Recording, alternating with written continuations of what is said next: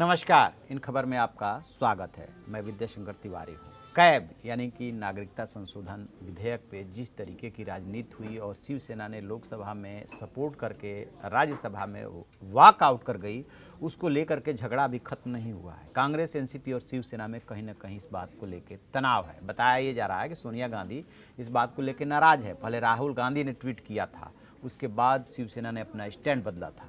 बहरहाल हम बात कर रहे हैं महाराष्ट्र की राजनीति की। वहाँ पे अभी विधानसभा का सत्र चल रहा है और 16 दिसंबर तक चलना है। याद कीजिए कि जिन परिस्थितियों में उद्धव ठाकरे की सरकार बनी थी, किस तरीके से तीनों दलों के मंत्री बनाए गए, लेकिन अभी तक उनमें पोर्टफोलियो का बंटवारा नहीं हुआ है, न ही मंत्रिमंडल का विस्तार हुआ है। बताया ये जा रहा है कि ये सब चीज़ें इसलिए लटकी हुई है कि अभी तय ही नहीं हो पा रहा है कि कौन सा मंत्रालय किसके पास जाएगा और किसके कितने मंत्री होंगे, कौन डिप्टी चीफ मिनिस्टर बनेगा। तो ये बात आ रही है कि 16 दिसंबर को ये खत्म हो रहा है सत्र। इसके बाद जो है मंत्रिमंडल का विस्तार होगा और जो तय किया जा रहा है, मोटा मोटी जो फार्मूला निकाला जा रहा है, उसमें शिवसेना को 10 मंत्री पद, शिवसेना के 56 विधायक हैं, और 54 विधायकों वाली एनसीपी को 7 मंत्री पद और 44 विधायकों वाली कांग्रेस को 6 बड़े मंत्रालय और स्पीकर का पोस्ट देने की बात है। ऐसी बातें आ रही है, शुरुआती दौर से ये बातें आ रही है। लेकिन असल में जो मामला जाकर का टकरा है कि एनसीपी की तरफ से जो डिप्टी चीफ मिनिस्टर बनेगा वो कौन बनेगा, अजीत पवार या जयंत पाटिल। तो बात ये आ रही है कि अजीत पवार को डिप्टी चीफ मिनिस्टर नहीं बनाया जाएगा, जयंत पाटिल को ही बनाया जाएगा। क्योंकि आपको याद होगा कि अजीत पवार ने बयान भी दिया था कि ये तय करना जो है शरद पवार को तय करना है और जो है उद्धव ठाकरे को तय करना है। तो अभी फिलहाल उनको ये जो है डिप्टी चीफ मिनिस्टर पद नहीं मिलने जा रहा है। किसको क्या मिलने जा रहा है, तो एनसीपी के यहाँ से जो है जयंत पाटिल को डिप्टी चीफ मिनिस्टर बनाने की बात है और उसके साथ उनको होम दिया जाएगा। होम बहुत इंपॉर्टेंट होता है किसी भी स्टेट के लिए। और फिर अजीत पवार को क्या मिलेगा, तो उनको फाइनेंस मिल सकता है। और इसके अलावा जो उसके कोटे में जा रहा है एनसीपी के, उसमें होम और फाइनेंस के अलावा हाउसिंग है, कोऑपरेटिव है, मेडिकल एजुकेशन है, रूरल डेवलपमेंट है और लेबर, ये आ सकते हैं उसके पास। अब बात करते हैं कांग्रेस की। कांग्रेस में भी ज़्यादा जोगी मत हो जा, वहाँ पे जोगी बहुत हैं, क्योंकि 2 पूर्व मुख्यमंत्री अशोक चौहान और पृथ्वीराज चौहान हैं, महाराष्ट्र के दोनों चीफ मिनिस्टर रह चुके हैं। लेकिन सत्ता के लिए इतने उतावले हो रहे हैं कि चीफ मिनिस्टर रहने के बावजूद वो उद्धव ठाकरे के नेतृत्व में मंत्री बनने को तैयार हैं। और डिमांड क्या उनकी तरफ से हो रही है कि पीडब्ल्यूडी और ऊर्जा दे दिया जाए, हम मंत्री बन के काम कर लेंगे।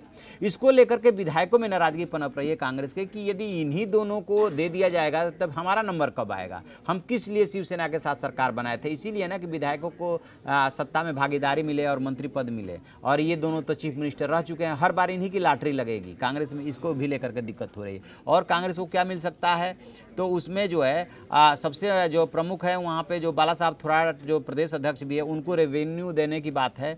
और इसके अलावा PWD, energy, excise, primary education और वीमेन वेलफेयर इनको मिल सकता है।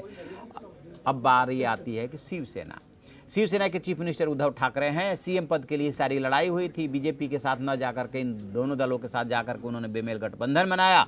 अब उनके पास इसके अलावा कोई चारा नहीं है, कोई एनसीपी और कांग्रेस के से समझौता करें, एडजस्टमेंट करें। और उनको जो शिवसेना के खाते में जो जाने की बात आ रही है वो urban land, industry, agriculture, general administration, water resources, higher education, transport जैसे पोर्टफोलियो देने की बात है। कहने का मतलब ये है कि जितने मलाईदार मंत्रालय हैं वो शिवसेना के पास नहीं जा रहे। ट्रांसपोर्ट को छोड़ दीजिए तो नहीं जा रहे हैं, बाकी सारे के सारे जो मलाईदार मंत्रालय हैं वो कांग्रेस और एनसीपी में बंटवारा हो रहा है। फाइनेंस जा रहा है एनसीपी के पास, और जो पीडब्ल्यूडी है और ऊर्जा है वो जा रहा है कांग्रेस के पास, रेवेन्यू जा रहा है कांग्रेस के पास। तो फिर इनके पास बचेगा क्या। अच्छा, होम जो जा रहा है वो जा रहा है इन्हें एनसीपी के पास। तो मंत्रालयों के लिहाज से शिवसेना बहुत कमज़ोर पड़ने वाली है और आगे चल करके इन सब चीज़ों को लेकर के दिक्कत होगी। इसलिए दिक्कत होगी कि जब भी लॉ एंड ऑर्डर की समस्या उठेगी तो चीफ मिनिस्टर से सवाल पूछा जाएगा, और जो डिप्टी चीफ मिनिस्टर बनेगा, जिनके जयंत पाटिल के बनने की संभावना है, उनके पास यदि लॉ वही होम होगा तो फिर उनको जवाब देना होगा, तो कैसे जवाब देंगे, कौन जिम्मेदार माना जाएगा? क्योंकि माना ये जाता है कि फाइनेंस और होम ये दोनों जो मुखिया होता है उस या तो उसके पास रहे या उसके पार्टी के पास रहे, ताकि वो जब जैसे चाहे वैसे उसमें फिर बदल कर सके और लोगों को जवाब दे सके। लेकिन वो यहाँ पे नहीं बन पा रहा है और इसीलिए बहुत ज़्यादा खींचतान है। इसीलिए न तो अभी पोर्टफोलियो को बंटवारा हुआ है और ना ही मंत्रिमंडल का विस्तार हो पा रहा है। तो ये जो है डगर इतनी आसान नहीं है। सरकार बन गई है और इसीलिए बीजेपी ने कहा था, बीजेपी ने यदि शुरू में ही सरकार न बना करके इंतजार की रणनीति बनाई होती तो शायद जो है उसकी इंतजार की घड़ियाँ बहुत जल्दी खत्म हो जाती, जैसे कि कर्नाटक में हुआ। अब इनके सामने चुनौती ये भी है कि चूंकि अब बना लिए हैं बीजेपी से अलग होकर के, तो कैसे इसको लंबा खींचा जाए। अब देखते हैं कि लंबा खींच पाते हैं, कितना खींच पाते हैं, 6 महीना, साल भर, 2 साल, या उससे पहले ही जो है सरकार जो है अपने गति को प्राप्त हो जाती है। तो आप ऐसी खबरों के लिए देखते रहिए हमारा डिजिटल चैनल इन खबर। Thank you.